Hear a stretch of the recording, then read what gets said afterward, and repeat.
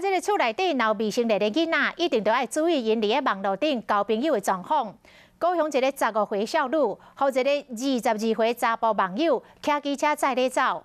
这个少女的爸母真着急，马上来报警。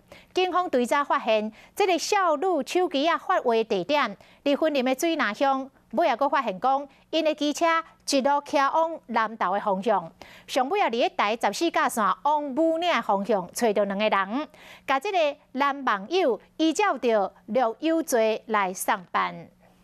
环境伫南投山区查到一台机车，穿帽 T 的查甫人涉嫌载走一位15岁的查某囡仔。高雄与那个云林警方协寻未获，本分举员警在台10甲线20.5K 寻获该名少。少女这个月初10，互厝内人通报失踪。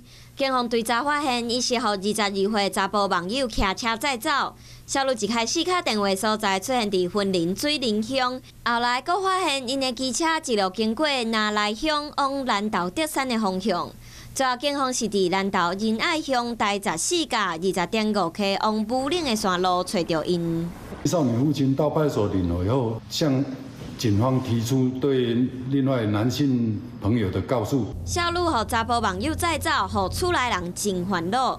少女的老爸最后是要告这位查甫网友，警方嘛依法甲人上班。提醒家长，虽然若是有未成年的囡仔，要加注意因网络交朋友的状况，避免类似案件发生。